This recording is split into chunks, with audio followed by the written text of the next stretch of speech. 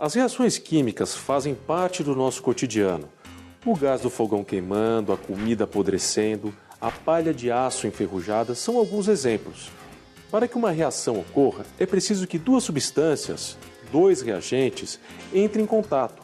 Só assim haverá o rearranjo dos átomos e, com isso, a formação de um novo produto. Agora nós vamos ver quais são os fatores que influenciam na rapidez de uma reação química. Assim, nós poderemos retardar ou acelerar essas reações. Mas, na verdade, nós já fazemos isso no nosso dia a dia e nem percebemos. Por exemplo, quando nós colocamos frutas e legumes dentro de uma geladeira para que eles não apodreçam, o que nós estamos fazendo? Nós estamos retardando uma reação química. Quando nós estamos fazendo um churrasco, nós abanamos o fogo para aumentar as chamas, o que nós estamos fazendo? Nós estamos acelerando. Mas como isso acontece? Quais são os fatores que realmente influenciam na rapidez de uma reação química? Estamos aqui no laboratório de Química com o professor Gustavo Cruz, que vai explicar para a gente quais são os fatores que realmente influenciam na rapidez das reações químicas. Existem vários fatores que influenciam na rapidez das reações químicas. Um deles é a concentração dos reagentes.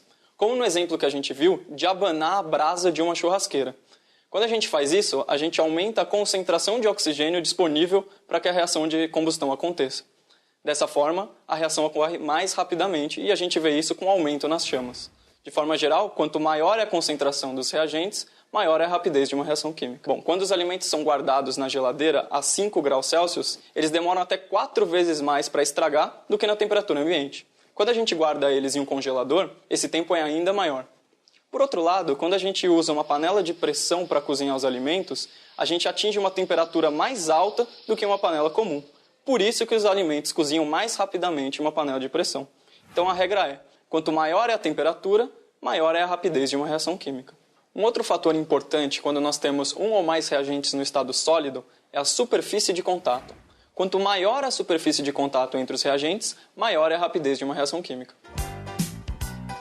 Estamos aqui numa marcenaria e vamos conversar com um especialista em segurança, o senhor Sérgio Secarelli, para a gente entender melhor essa relação entre superfície de contato e a rapidez das reações químicas, que tem tudo a ver com segurança, né, Sérgio? Claro. Certos elementos na maneira estável de uso comum, em casa, na garagem, etc., não podem causar um grande malefício. E vamos mostrar o outro lado do mesmo elemento que, de maneira diferente, como, por exemplo, o tronco e a serragem, podem causar grandes incêndios, grandes explosões. Quando colocamos um maçarico nessa temperatura, o tronco fica queimado, preto, né?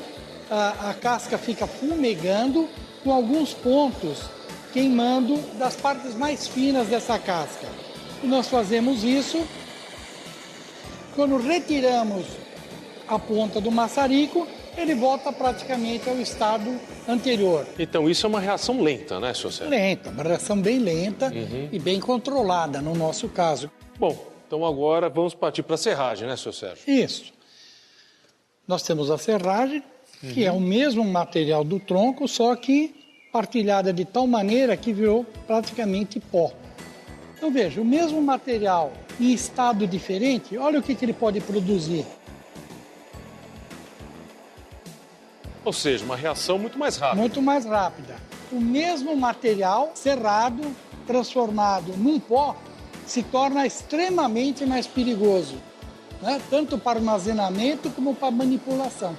Como vimos, na serragem há uma superfície de contato maior, portanto, aumenta a rapidez da reação química. Já vimos quais os fatores que podem influenciar na rapidez das reações químicas. Agora, para uma reação acontecer, é necessária uma energia mínima para ativar o sistema. E o nome dessa energia é energia de ativação. A gente tem que entender que nem todas as colisões entre as moléculas dos reagentes são eficazes.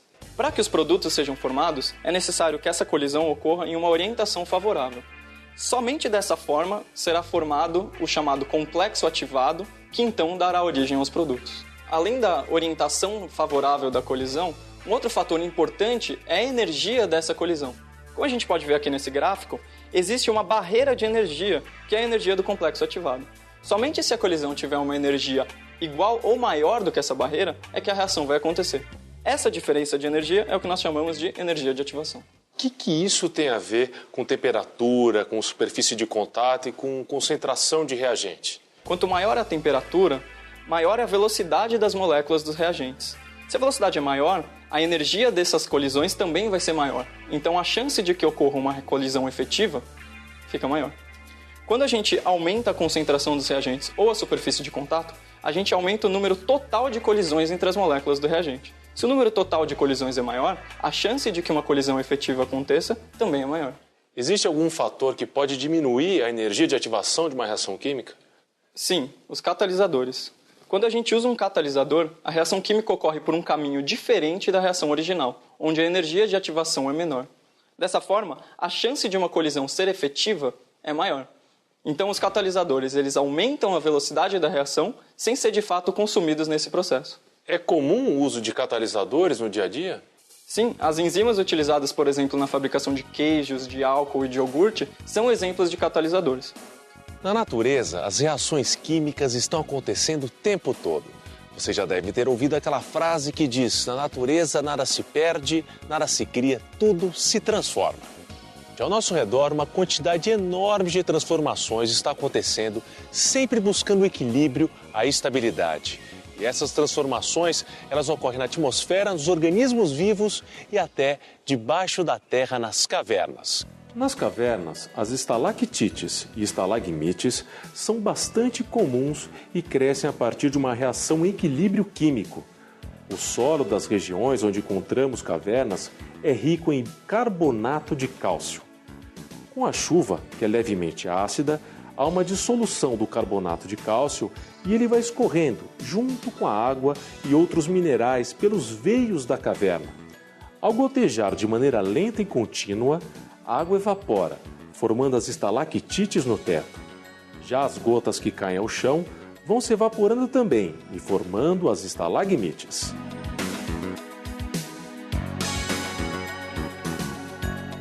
Quando a gente tem o gás carbônico entrando em contato da água, eles reagem formando uma solução rica em íons bicarbonato.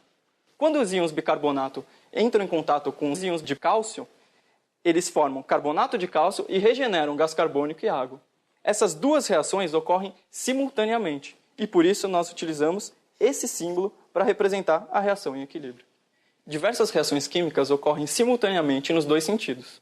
Ou seja, os reagentes se transformam em produtos e os produtos se transformam em reagentes ao mesmo tempo. Quando as velocidades dessas duas reações, a direta e a inversa, são iguais, nós falamos que esse sistema está em equilíbrio químico. A partir do momento que o equilíbrio é alcançado, as concentrações de reagentes e produtos passam a ser constantes. Para as diferentes reações químicas, a proporção de reagentes e de produtos é diferente, mas sempre essas concentrações vão ser constantes a partir do momento que o equilíbrio foi alcançado. A gente vai fazer um experimento que relaciona o equilíbrio de duas espécies, o cromato e o dicromato. Essa solução aqui foi feita ao se dissolver o dicromato de potássio em água. Quando a gente faz isso, parte dos íons de dicromato se transforma em cromato. E esse sistema entra em equilíbrio.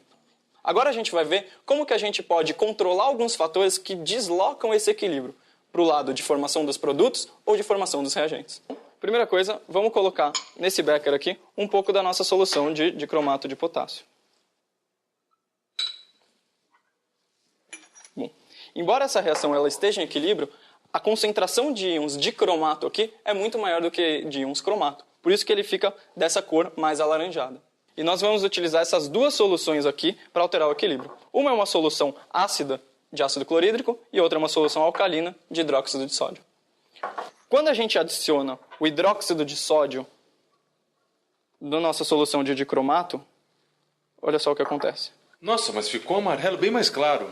Exatamente. Isso porque a base reagiu com os íons H+, e deslocou esse equilíbrio para a formação do cromato, que tem essa coloração mais clara.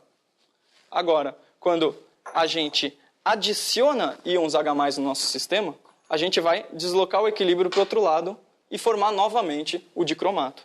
Voltou à cor que estava antes. Agora sim.